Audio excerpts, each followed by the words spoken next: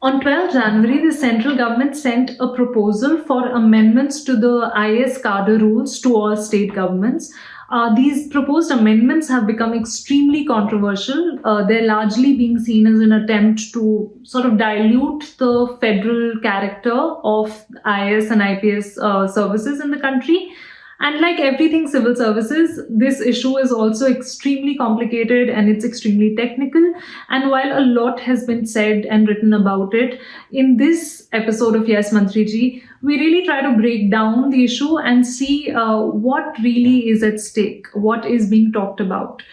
So firstly, what is the issue at hand?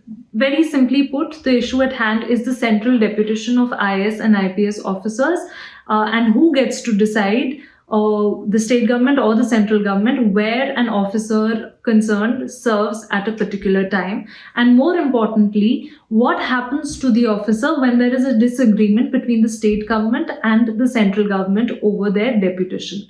Now, before we look at this issue, let's look at the concept of central deputation historically. In 1947, when the IAS was being created, or it was sort of being reshaped actually from its Imperial Civil Service avatar to its present Indian Administrative Service avatar, there was one man who was extremely insistent on ensuring that there is a unified administrative service for all of India, for the state governments as well as the central government. This was, of course, Sardar Patel, and he was of the view that if the Union of India had to survive, that is, if the unitary character of India had to survive, then it was imperative that there was a centrally recruited army of administrators who administered the state governments as well as the central government, and whose loyalty and allegiance lay unequivocally with the Indian nation. That is why even now, if you see in state cadres, there is a limit on how many IAS officers or IPS officers from one particular state can actually be a part of that cadre. So the number of people who actually hail from Rajasthan, only 30% of Rajasthan state cadre can have those people in its cadre. Now, this is done precisely to ensure that the regional or sort of linguistic loyalties of these officers do not come in the way of their national loyalties.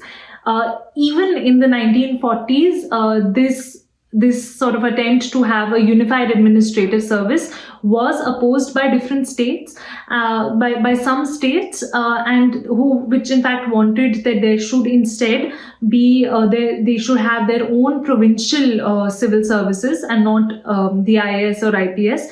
But Patel stood his ground, and he in fact went on to say that if we do not have this unified administrative system of administration in the country, then there would be utter chaos in India, and the Union of India in its envisioned form may not be able to survive. Now, why is this nugget important, this nugget of history important? It is important to sort of establish that the preponderance of the central government's powers over state governments when it comes to IAS and IPS officers is not new. It has always existed, and it has existed by design, not by accident. So even now, if we look at, who recruits these officers, who is their appointing authority, who trains these officers, who actually allocates these officers their respective state cadres, we see that in all these matters, it is the central government which has a definite upper hand over state governments when it comes to IAS, IPS, and even Indian Forest Service officers, the three All India services. Now, let's come to the present controversy. The proposed amendments by the central government are amendments to Rule 6.1 of the IAS Cadre Rules 1954. And I'm quoting what this rule states. At present, it states that a cadre officer may, with the concurrence of the state government concerned and the central government, be deputed for service under the central government or another state government provided that in case of any disagreement, the matter shall be decided by the central government, and the state government or state governments concerned shall give effect to the decision of the central government. So a lot of bureaucratic jargon, but what this essentially means is that the rules already state that if there is a disagreement over the deputation of an officer between the state and the center, it is the center's decision that will prevail. So nothing new here. It is all, the center has always had an upper hand. But here is the loophole. What happens if the state government does not comply with the central government's decision? And what happens when the officer concerned also thinks that, well, I don't want to go to the center anyway, and so might as well keep my political bosses in the state government happy. So what happens then? The rules are silent over that issue as of now. And this kind of played out into recent cases involving the West Bengal government. By recent, I mean in 2020 and in 2021. In 2020, the central government, the Modi government, summoned 3 IPS officers from the West Bengal cadre and said that you have to report to the central government. And this, of course, happened following an attack on the motorcade of BJP President JP Nadda when he was visiting the state. But what did the West Bengal government do? It said that, well, we have a shortage of IPS officers, so we cannot relieve these officers. And the central government could not do much about it because the state government just simply refused to relieve these officers. In fact, West Bengal Chief Minister Mamata Banerjee went on to promote these officers within her state government. And then in 2021, again with former West Bengal Chief Secretary Mr. Alupan Bandyopadhyay, the central government summoned him one day before his retirement and said, you have to report to Delhi, you have to report to North Block at so-and-so time on so-and-so date. And Mr. Bandyopadhyay did not comply. One day before his retirement, he in fact went on to resign from the Indian Administrative Service. He was retiring anyway. So he resigned, and Chief Minister Mamata Banerjee then appointed him as her advisor, as an advisor to the Chief Minister.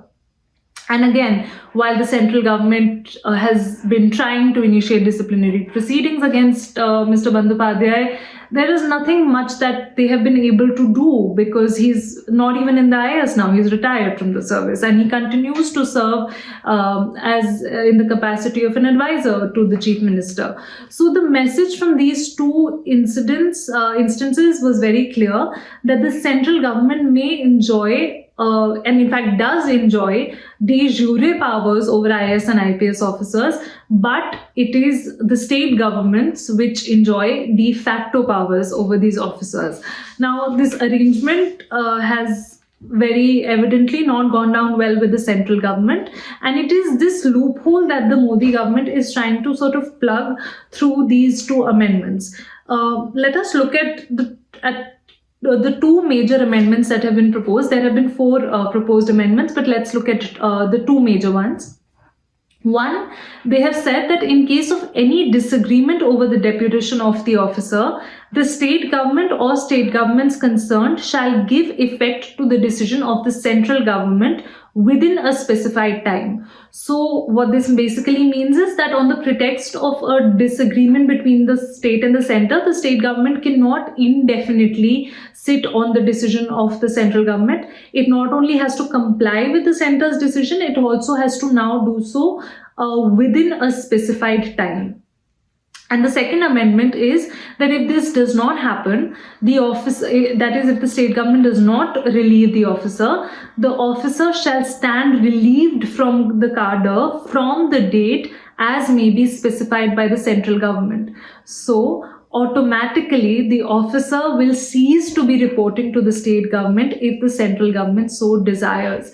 So this whole question of whether the state government is relieving an officer or not does not arise because with these amendments, the central government can go ahead and relieve the officer on behalf of the state government from the state government. Now, the one question sort of logically follows: what happens if the officer still does not report to the center?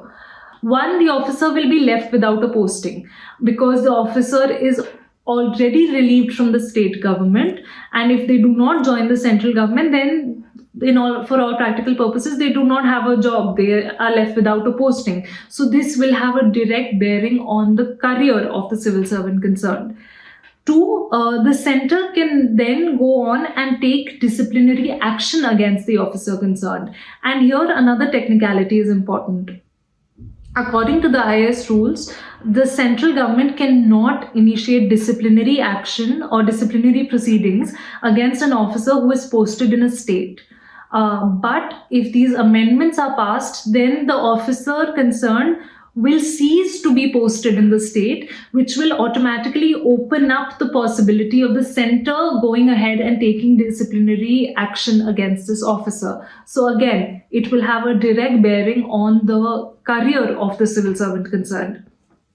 So, as is evident, the issue at hand is a little more complicated than it seems. The central government has always, formally speaking, had an upper hand over the states when it comes to IAS, IPS officers, their postings in the center or the state. But by convention, state governments have been given enough room to navigate this space. The proposed amendments are actually an attempt to challenge convention by strengthening the rules in favor of the central government. And it is extremely important for us to follow this case closely, because it will have, one way or the other, it will have a bearing on the federal distribution of powers when it comes to the administrative services and the police service of the country. Thank you so much for watching. Yes, Mantri ji, I will be back with another episode very soon. And until then, do subscribe to the Print YouTube channel.